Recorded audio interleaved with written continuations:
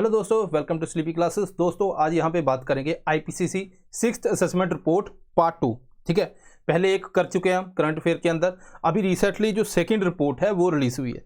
यहाँ पे प्री के लिए क्या क्या इंपॉर्टेंट है और मेंस के लिए क्या क्या इंपॉर्टेंट है उसके ऊपर बात करेंगे, क्विकली बात करेंगे यहाँ पे विदाउट वेस्टिंग एनी टाइम।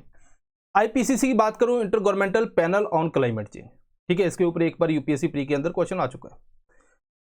इसको world meteorological organization plus united nation environment programme, इन दोनों ने सेटअप किया और बनाया यहाँ पे 1988 के अंदर आईपीसीसी। ठीक है जी। अब ये आईपीसीसी क्या करता है कि डिफरेंट एरियाज़ के अंदर डिफरेंट रिपोर्ट को उठाता है, एक पूरी रिपोर्ट तैयार करता है असेसमेंट के हिसाब से कि दुनिया में क्लाइमेट चेंज का क्या इम्पैक्ट होगा, कब हमें एफर्ट करना है, क्या क्या नहीं करना है, इसके ऊपर पूरी रिपोर्ट्स इसकी आती हैं और ये प्रेजेंट करता है UNFCCC के अंदर। ठीक है, जहाँ पे आपको COP इसके होते हैं। उसके बाद यहाँ पे प्रेजेंट करता है, जैसे पेरिस के अंदर वो बवाल हुआ कि क्या हमें करना चाहिए एफर्ट, अभी रिसेंटली हुआ, तो ये जो वहाँ पे एफर्ट है वो इस रिपोर्ट के बेसिस के ऊपर काफ़ी हद तक लिए जाते हैं। Headquarter Geneva Switzerland. First assessment report 1990 के अंदर आई, 6th है जो 2022। ठीक है, अब यहाँ पे ये ध्यान रखना है आपने कि जो फर्स्ट है फिर सेकंड थर्ड फोर्थ, ऐसा नहीं है कि इसके बीच में इक्वल टाइम है कि हाँ 3 साल बाद ये आती है 4 साल बाद, ऐसा यहाँ पे हमें शेयरपोर्ट का अगर आप टाइमलाइन देखोगे कुछ नहीं देखने को मिलता। ठीक है जी। अब इसके वर्किंग ग्रुप है, इसने अलग अलग बनाए। वर्किंग ग्रुप 1 है वो फिजिकल साइंस बेसिस के ऊपर बात करता है, फिजिकल अंडरस्टैंडिंग, जिसकी अभी रिसेंटली रिपोर्ट आ चुकी है, हमने कवर किया। ठीक है जी, ये रिपोर्ट आ चुकी। अब वर्किंग ग्रुप 2 की रिपोर्ट आई है, इम्पैक्ट अडेप्टेशन वल्नरेबिलिटी।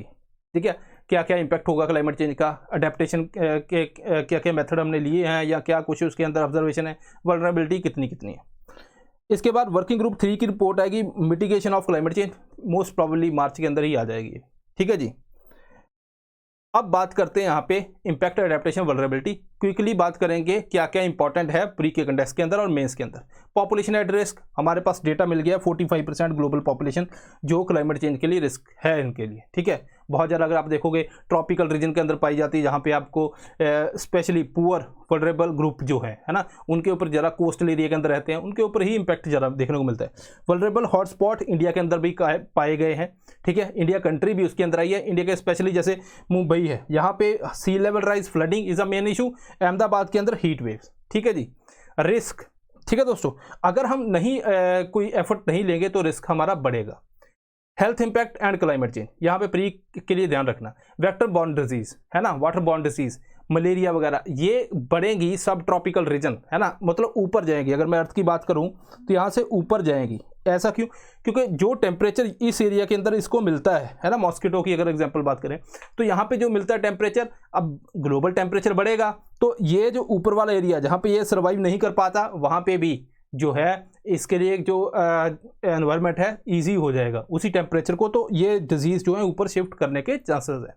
ठीक है, इसके अलावा एलर्जिक डिजीज होगी। न्यूट्रिशन है ना, न्यूट्रिशन क्योंकि देखो बहुत ज़्यादा हीट वेव ड्रॉट आएंगी तो जो हमें डाइट मिलती है जो हम खाते हैं वहाँ पे भी उसके अंदर कहीं ना कहीं कमी आएगी, तो हो सकता है कि जो अल्टरनेटिव सोर्स हैं वो बहुत ज़्यादा, दालें हैं बहुत ज़्यादा महंगी हो जाए है ना। तो ये सारी कुछ चीज़ें हैं जहाँ पे इम्पैक्ट देखने को आपको न्यूट्रिशन डाइट के ऊपर दिखेगा। ठीक है दोस्तों, डायबिटीज़ इन्फेक्शन हो सकती है ना दोस्तों, क्योंकि देखो डायबिटीज़ भी अगर बात करें तो ठीक है एक ही पर्टिकुलर सोर्स आप खाते जा रहे हो तो डायबिटिक होने के चांसेस रहते हैं। वहाँ पर क्या है कि आपको क्योंकि अल्टरनेटिव सोर्सेज नहीं मिलते इतने अच्छे, क्यों? क्योंकि भाई एक तो क्लाइमेट चेंज की वजह से रीजन भी रिस्ट्रिक्ट हो गया, वहाँ पे अपनी क्रॉप भी उतनी हो रही है तो ऑप्शन कम हो जाते हैं। ठीक है जी। इसके अलावा अडेप्टेशन की बात करूं, अडेप्टेशन जो है वो ऑब्जर्व की गई है, इसने बोला कि सभी सेक्टर के अंदर अडेप्टेशन कर रहे हैं लेकिन फिर भी बहुत ज़्यादा भी काम करने की बात है। माल अडेप्टेशन हो जाती है जिसके अंदर क्या होता है, इनइक्विटी, सोशल इनइक्विटीज़ आ जाती है। माल अडेप्टेशन की मैं आपको एक एग्जांपल देता हूँ। लेट से सी लेवल राइज हो रहा है। ठीक है, सी लेवल राइज हो रहा है। अडेप्टेशन बेसिकली क्या है कि आपने एफर्ट किया है कुछ चीज़ों को, करंट है ना जो सिनेरियो सर्वाइव करने के लिए, अडेप्ट करने के लिए। कैसे किया? मान लीजिए सी लेवल राइज हो रहा, आपने सी वॉल बना दी कि भाई पानी इधर नहीं आएगा, हम तो बच गए है ना।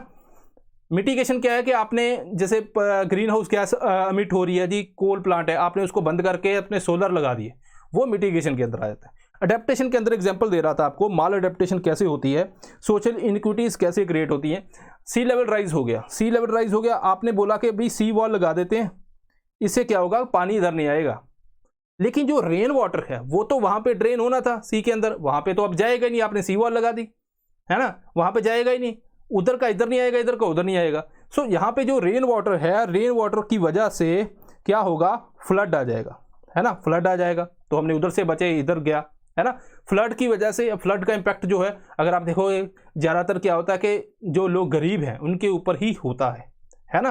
तो यहाँ पे ये बात है दोस्तों।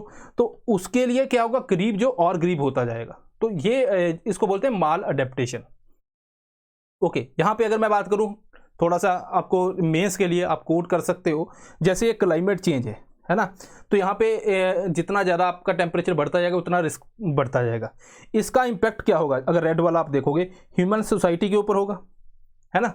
और इसका इम्पैक्ट हमारे इकोसिस्टम के ऊपर होगा, हमारा फॉरेस्ट से लेके, है ना, सारे जो इकोसिस्टम्स हैं उनके ऊपर यहाँ पे इसका इम्पैक्ट देखने को मिलेगा। ठीक है जी। अगर हम यहाँ पे ग्रीन वाला जो पॉइंट है इकोसिस्टम की बात करें, तो इकोसिस्टम हमें क्या प्रोवाइड करता है, इकोसिस्टम सर्विसेज प्रोवाइड करता है, जहाँ पे आपको कल्चरल मिलती है, वाटर जो साइकिल है, आपको फूड मिलता है, हर एक चीज़ इकोसिस्टम से जो ह्यूमन सोसाइटी को मिलती है। ठीक है जी। और इकोसिस्टम हमें हेल्प भी करता है ना, अडेप्ट करने के लिए। ठीक है, अगर हम फॉरेस्ट एरिया को इंक्रीज करें, ये सब यहाँ पे हो सकता है। ह्यूमन सोसाइटी का क्या काम है, ह्यूमन सोसाइटी जो है वो कंजर्व करती है फॉरेस्ट को, एंड माल अडेप्ट अगर हुआ तो यहाँ पे ग्रीन हाउस गैसेस बढ़ेंगी। तो यहाँ पे हमें आइडियल सिनेरियो के अंदर जाना है। ठीक है, यहाँ पे हमें लिमिट करना है ग्लोबल वार्मिंग को। जब यहाँ पे क्या होगा, फिर ह्यूमन सिस्टम जो है उसके अंदर क्या क्या ट्रांजिशन आएगी, एक तो अडेप्ट करेगा एंड मिटिगेट करेगा, मतलब वो बिल्डिंग के अंदर अपनी कुछ स्ट्रक्चरल चेंजेस लेके आएगा ताकि जो बहुत ज़्यादा हीटअप ना हो। दूसरा, ताकि एसी कम यूज़ हो। यहाँ पे जो रीन्यूएबल एनर्जी के ऊपर फोकस करेगा, तो यहाँ पे हम उसको मिटिगेट एफर्ट के अंदर डाल सकते हैं। दूसरा, ह्यूमन सिस्टम जो है वो उसको क्या करना चाहिए, उसको कंजर्व करना चाहिए, रिस्टोर करना चाहिए अपने इकोसिस्टम को, फॉरेस्ट, लैंड, ये सारा रिस्टोर करने की जरूरत है। ठीक है, अब इसका फायदा क्या होगा, अगेन यहाँ पे तो अडेप्ट इकोसिस्टम है, यहाँ पे क्या है कि हमें जो प्रॉपर प्रोविजन है इकोसिस्टम सर्विसेज मिलती रहेंगी। इसका इम्पैक्ट क्या होगा, इसका इम्पैक्ट होगा क्लाइमेट चेंज जो है हमारा बहुत ज़्यादा नहीं होगा, तो हम क्या ह्यूमन सिस्टम के अंदर भी हेल्प होगी हमारी, है ना, फूड से लेके सब कुछ, यहाँ पे हेल्थ डिजीज सब कुछ कम होगा। दूसरा, यहाँ पे इकोसिस्टम जो है उसको भी हम ज़्यादा सस्टेनेबल बना सकते हैं। तो ये है जो आपने मेंस के अंदर कोड करना है। लेकिन प्री के कंटेक्स्ट के अंदर यहाँ पे एक और मेंस चीज़ है, जैसे लैंड, इकोसिस्टम, ओशियन है, वहाँ पे फॉरेस्ट बेस्ड अडेप्टेशन करनी है, क्या क्या करना है, ये आप मेंस के लिए कोड कर सकते हो, है ना। यहाँ पे आपको किसी भी इकोसिस्टम, एनर्जी इकोसिस्टम के ऊपर या किसी के ऊपर भी क्वेश्चन आ गया, है ना, तो अर्बन इंफ्रास्ट्रक्चर के ऊपर आ गया, तो आपने ये 3 मतलब बुलेट पॉइंट याद रखने, आप मेंस का आंसर लिख सकते हो। इसके ऊपर बहुत ज़्यादा नहीं जाओगे क्योंकि प्री अभी आ रहा है। ठीक है जी। अब अडेप्टेशन की थोड़ी सी बात कर लेते हैं। अडेप्टेशन और मिटिगेशन के बारे में आपको बता दिया। यहाँ पे 2 सिस्टम हैं अडेप्टेशन के। एक है नेचुरल सिस्टम, जो प्री के कंटेक्स्ट के अंदर मैं बात कर रहा हूँ। नेचुरल सिस्टम के अंदर हार्ड लिमिट की बात की जाती है। हार्ड लिमिट होता कि आप जो मर्जी एफर्ट कर लो, ठीक है, आपकी इंटरवेंशन से कोई डिफरेंस नहीं पैदा होगा। हाँ, ये हो सकता है कि आप ग्रीन हाउस गैसेस को कम कर पाओ, लेकिन उससे ज़्यादा नहीं हो सकता। कैसे, मान लीजिए सी लेवल राइज हो रहा है ना, टेम्परेचर इंक्रीज हो रहा है, सी लेवल राइज हो रहा है, उसकी वजह से कोरल एलिमिनेट हो गए। ठीक है, अब आप क्या करोगे, आपका कोई भी एफर्ट यहाँ पे फेल है क्योंकि वो एलिमिनेट ही हो गए। ठीक है जी। तो आप अडेप्ट नहीं कर सकते उसके केस के अंदर, है ना। अडेप्ट कहाँ पे करोगे, इसके अंदर क्या अडेप्ट करोगे, वो तो खत्म हो गए। ठीक है। दूसरा है ह्यूमन सिस्टम। इसके अंदर सॉफ्ट लिमिट आती है, जिसके अंदर आप कुछ ना कुछ ह्यूमन इंटरवेंशन हेल्पफुल होती है। सॉफ्ट लिमिट के अंदर जैसे इनसफिशिएंट फाइनेंस है ना, पॉलिटिकल विल जो है वो इनसफिशिएंट है, तो आप अब इंटरवेंशन करोगे तो आप फाइनेंस को पूरा कर दोगे, जो पॉलिटिकल विल है उसको फुलफिल कर दोगे, ये काम कर सकते हो, आपके हाथ में है। हार्ड लिमिट के अंदर आपके हाथ में नहीं होता कुछ ज़्यादातर। ह्यूमन सिस्टम के अंदर एक और हार्ड लिमिट होती है, जैसे आइलैंड सिंकिंग है। आइलैंड सिंकिंग के अंदर क्या, सी लेवल राइज हुआ, तो उस सी लेवल राइज की वजह से क्या हुआ कि जो आइलैंड के अंदर ग्राउंड वाटर है वो यहाँ पे सी लेवल आ गया, है ना, सी वाटर आ गया, तो क्या होगा कि वो जो फ्रेश वाटर है वो सलाइन हो जाएगा, जिसकी वजह से धीरे धीरे पानी वहाँ से ख़त्म हो गया। तो उसमें ह्यूमन अब एफर्ट क्या करेगा, ह्यूमन जो भी एफर्ट करेगा तो वो आइलैंड जो सिंक हो गया पर्टिकुलरली, तो अब यहाँ पे ह्यूमन एफर्ट से कोई लेना देना कुछ खास हमें मिलता नहीं। तो हार्ड लिमिट के अंदर, प्री के कंटेक्स्ट के अंदर याद रखना है कि ह्यूमन इंटरवेंशन जो होती है वहाँ पे उसका कुछ रिजल्ट जो है हमें नहीं मिलता। ठीक है जी। तो हार्ड लिमिट यहाँ पे भी एक एग्जांपल दे दी मैंने। आप यूपीएससी हो सकता है कि हार्ड लिमिट के कंटेक्स्ट के अंदर आपको एग्जांपल ही पूछ ले, है ना। तो आपने ध्यान रखना है जिसको हम ह्यूमन एफर्ट से ठीक कर सकते हैं वो अपनी सॉफ्ट लिमिट के अंदर आती है।